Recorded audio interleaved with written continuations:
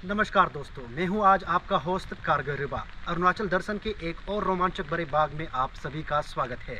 इस कार्यक्रम के माध्यम से हम आपको अरुणाचल प्रदेश के प्रसिद्ध पर्यटक क्षेत्रों का दर्शन करवाते हैं।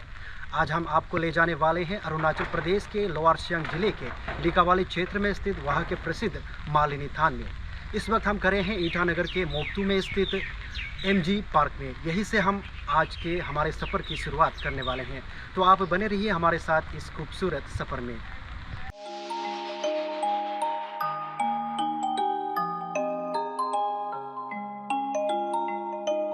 हमने अरुणाचल प्रदेश की राजधानी ईटानगर से लिकावाली तक अपनी यात्रा शुरू की, जो ईटानगर से 168 किलोमीटर की दूरी पर स्थित है। लोअर सियांग के लिकावाली पर पहुंचने के लिए हमें असम के लखीमपुर और धेमाजी जिलों की यात्रा करनी होगी।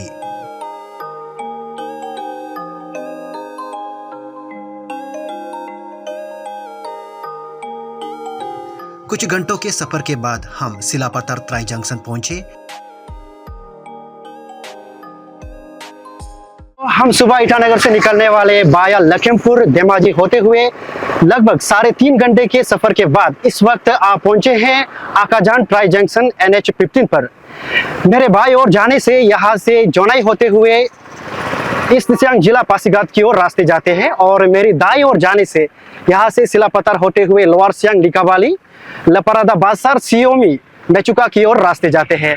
और आज के हमारे डेस्टिनेशन भी इसी बाई ओर के रास्ते से जाके जाने वाले हैं। तो आइए आगे के सफर में हमारे साथ बने रहिए। और कुछ ही देर में हम लोअर सियांग के लिकावाली पहुंचे, जो अरुणाचल प्रदेश का 22वां जिला है।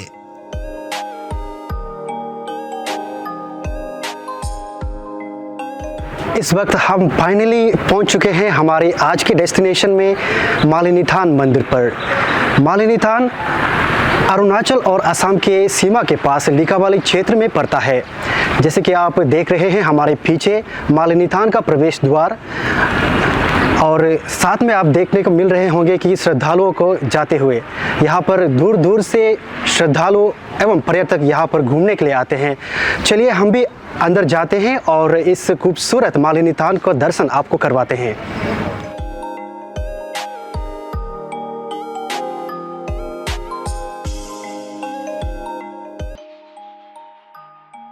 मालिनी थान की यात्रा के लिए प्रवेश टिकट का भुगतान करना अनिवार्य है, इसलिए मैंने अपने प्रवेश टिकट के लिए भुगतान किया।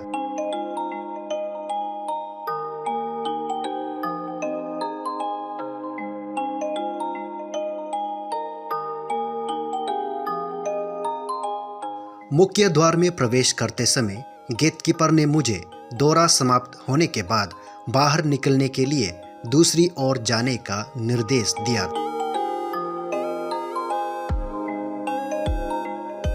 प्रवेश करने के बाद मुझे पत्थर से बनी लंबी सीढ़ियां चढ़नी पड़ी, जो थोड़ी थका देने वाली थी।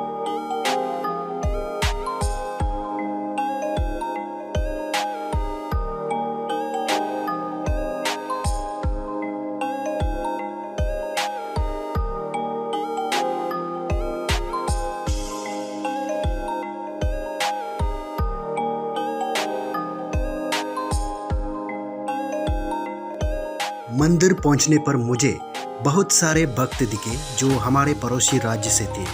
उनमें से कुछ युवा, बूढ़े और बच्चे थे।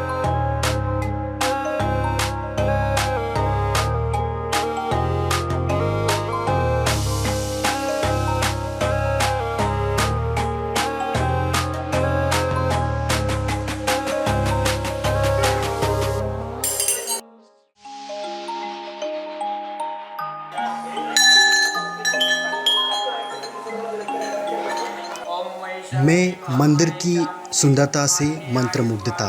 मंदिर का रखरखाव बहुत अच्छे से किया गया है और हर पल भक्तों का प्रवेश करते देखा जाता है।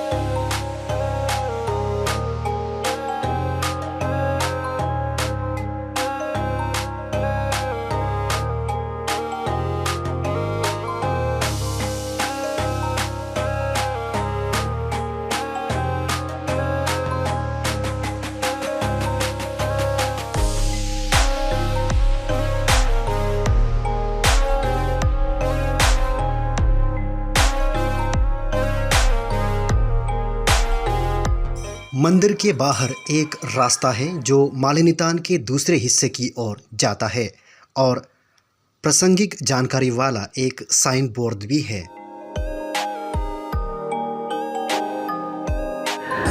आइए हमारे बीच हैं यहाँ पर आए दो श्रद्धालु, आइए हम उन्हीं से जानते हैं यहाँ पर उनके आने की भावना को।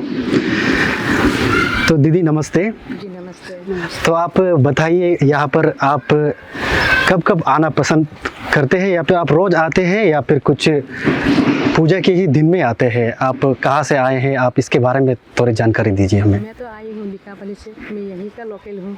अच्छा। तो मेरा ननद आए हैं वो आसाम से, तो उन्होंने बोला कि मुझे आप मालिनीथान ले जाइए। तो उन्होंने बहुत साल पहले आया था। मैं तो बीच बीच में आती रहती हूँ, मैं यहीं के जन्मी हूँ, माता जी की बेटी हूँ। अच्छा अच्छा। तो मैंने उन लोगों को दर्शन करवाया, मुझे बहुत अच्छा लगा। यहाँ आने से मुझे बहुत अच्छा लगता है, मुझे बचपना याद आता है। अच्छा अच्छा। নমস্কাৰ, মই তেজপুৰৰ পৰা আহিছোঁ। মই মালিনী থান চাবলৈ আহিছোঁ। মোৰ বৌ এজনী আছে, বৌজনীক ক'লোঁ বোলো মালিনী থান যাম বুলি। তাৰপিছত দেখুৱাই দিলে, ভাল লাগিল ইয়াত আহি। मंदिरों और बहुमूल्य मूर्तियों के खंडरों के साथ पत्थरों पर अवशेषों का स्थान भगवान कृष्ण की पौराणिक कथा से जुड़ा है। इस स्थान पर 10वीं और 14वीं शताब्दी ईस्वी के समृद्ध मूर्तिकला और स्थापत्य मूल्य का एक मंदिर खंडर है। मंदिर का खूबसूरती से डिजाइन और सजाया गया तहखाना, दिव्य छवियां, चिन्ह और देवता, जानवरों की आकृतियां और पुष्प डिजाइन, नक्काशीदार स्तंभ और पैनल पाए गए हैं।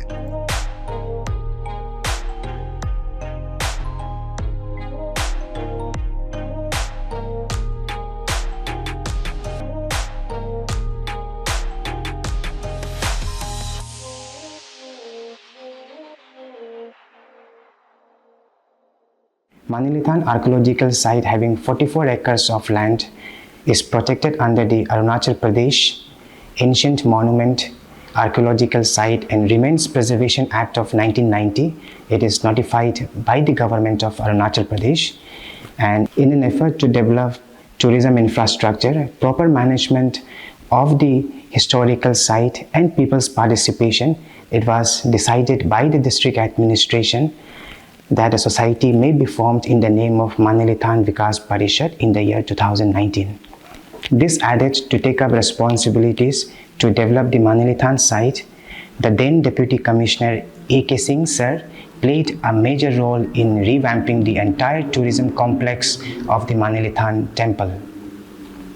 Approximately around 2 lakhs of pilgrims visit these sites. It is adding to the major chunk of the local economy, wherein the local vendors are provided with 12 shops to run, and by selling local ornaments, the artifacts, and providing tourism services to the tourist.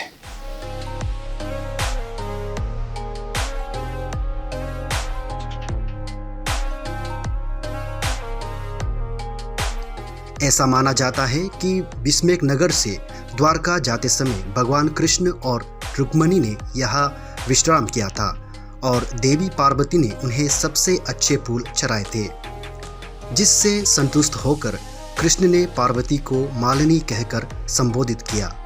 कहा कि अब से उन्हें इस स्थान पर उनके नए नाम मालिनी से पूजा जाएगा। तब से यह स्थान मालिनी थान या मालिनी के निवास के रूप में प्रसिद्ध हो गया। मालिनी थान सुदूर अतीत में उत्तर पूर्व भारत का एक सांस्कृतिक केंद्र था।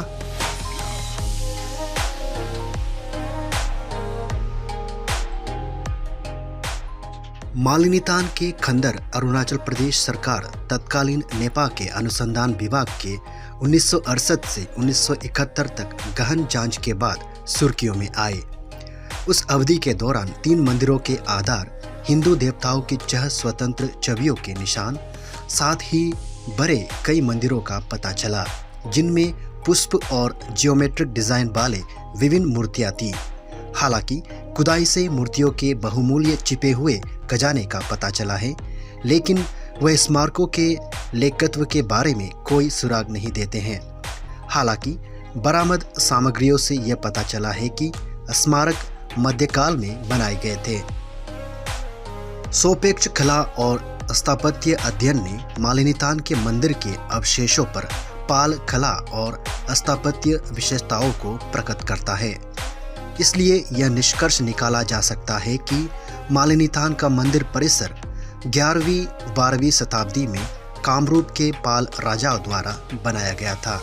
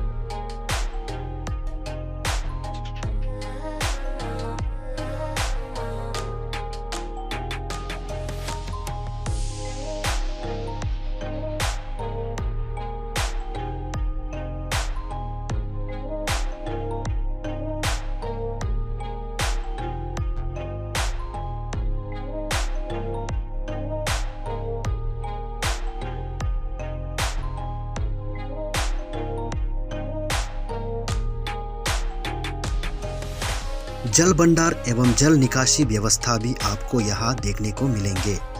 वैज्ञानिक खुदाई और मलबा हटाने के दौरान उचित निकास और जल निकासी प्रणाली के साथ पूर्ण जल भंडार पाया गया। प्रयुक्त सामग्री बलुआ पत्थर, ब्लॉक और मिट्टी मोर्टार की थी। जलाशय मुख्य रूप से धार्मिक उद्देश्य से प्रतीत होता है। हालांकि मंदिर परिसर के भीतर चिनाई का काम भी बड़े पैमाने पर किया गया था। जल निकासी का आधा हिस्सा बलुआ पत्थर के ब्लॉक से ढका हुआ है, जबकि शेष खुला पाया गया। मालिनी थान जो है लोअर सियांग डिस्ट्रिक्ट में है और अरुणाचल और असम बॉर्डर में स्थित है, और ये जो है अरुणाचल का गेटवे है। तो वहाँ पर मालिनी थान इसलिए नाम पड़ा है कि वहाँ पर तो भगवान कृष्ण ने रुक्मणी को बिस्मार्क नगर से लेके भगा के लेके आया, ये विश्वास करता है। तो इन लोग जो हैं वहाँ लिकाबाली का ऊपर पहाड़ में इन लोग का रुका हुआ था। वही पहाड़ में एक मंदिर है, तो उस मंदिर दुर्गा माता का प्राचीन मंदिर है।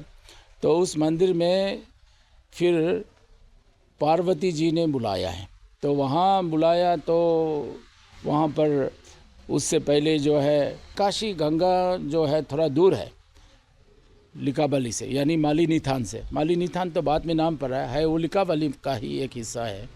तो मालिनी थान में भगवान कृष्ण और रुक्मणी ने नहा के वहाँ आकाशी गंगा में नहाया है, और आकाशी गंगा में नहाने के बाद आज भी आकाशी गंगा का जो जगह है वो बहुत ही प्रसिद्ध है, और बहुत इसको जो है श्रद्धालु वहाँ जाते हैं, वहाँ दर्शन करते हैं, वहाँ से आशीर्वाद लेते हैं। वहाँ नहा के जब वहाँ मंदिर दुर्गा माता का जो मंदिर में पहुँचा है, तो वहाँ पर पार्वती ने रुक्मणी और भगवान कृष्ण का वहाँ रिसेप्शन किया बोल के विश्वास करता है, और फूल माला के साथ और वो फूल माला इतना सुंदर फूल का फूल माला था कि फूल माला देख के भगवान कृष्ण बहुत खुश होके पार्वती को मालिनी करके पुकारा है, मालिनी करके उसको एड्रेस किया है। तब से जो है वो जगह जो है मालिनी थान पड़ा है। तो ये बहुत ही ऐतिहासिक ये जगह है।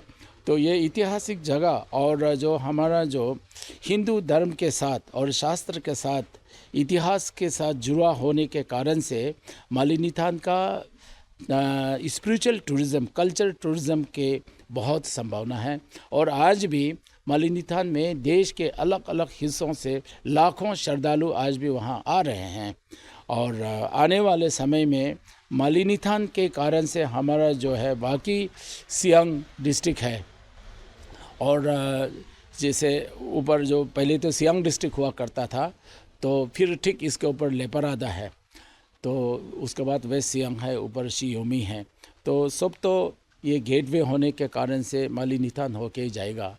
तो इसी तरह मालिनी थान का बहुत टूरिज़्म पॉइंट ऑफ व्यू से इम्पोर्टेंट है और इसका भी स्कोप बहुत ज़्यादा है।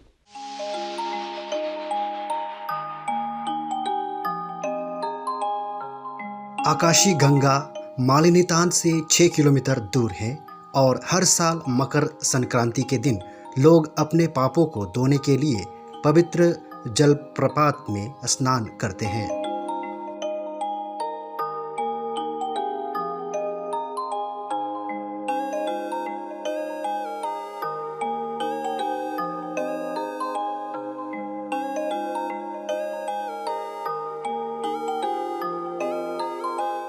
मंदिर एक पहाड़ी पर स्थित है जो 21 मीटर की ऊंचाई तक है, जहां से ब्रह्मपुत्र नदी सहित इसके आसपास के मैदानों का शानदार दृश्य दिखाई देता है और इस स्थल पर हजारों भक्त और पर्यटक आते हैं।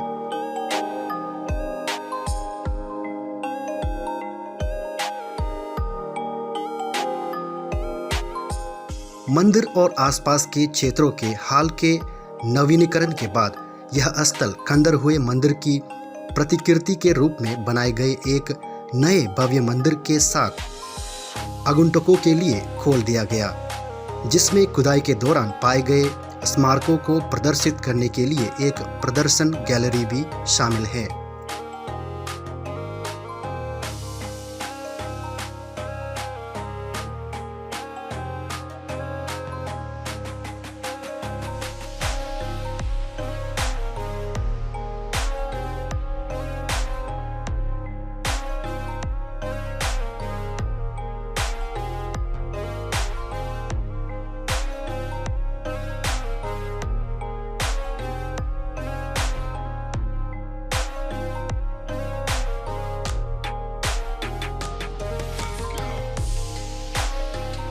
इसके अलावा लैंडस्केप लाइटिंग अतिरिक्त आकर्षण है। पूरे परिसर को रोशन किया गया है जो पुरातात्विक स्थल की सुंदरता को काफी बढ़ा देता है। मालिनी थान 22 एकड़ में फैला हुआ है, जिसमें पार्किंग के लिए पर्याप्त जगह है, विक्रेताओं के लिए अपने हाथ से बने उत्पाद बेचने के लिए बाजार है और यह एक प्लास्टिक मुक्त क्षेत्र है।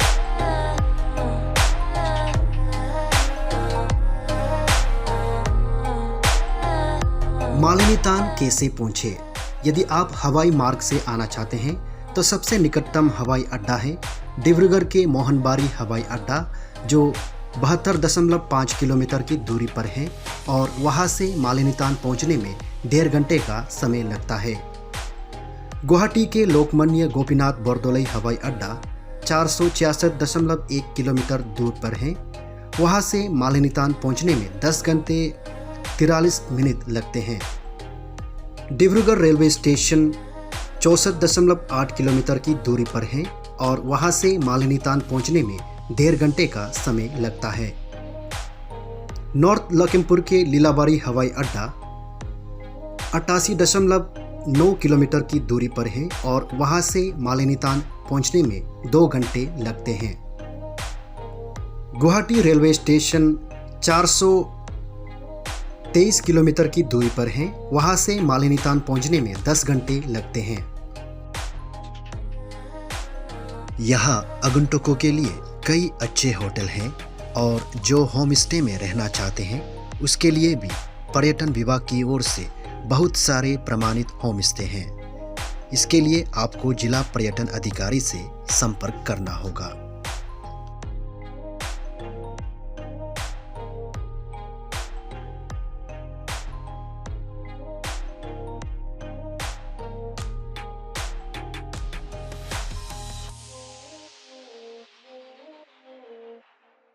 तो फाइनली हम अरुणाचल प्रदेश के लोअर सियांग जिले के लिकावाली क्षेत्र में स्थित यहाँ के प्रसिद्ध पर्यटक स्थल मालिनीथान और आकाशी गंगा का दर्शन का सफ़र यहीं पर संपन्न करते हैं। आप सभी दर्शकों को हमारे साथ जुड़े रहने के लिए दिल से धन्यवाद। नमस्कार। अकजा।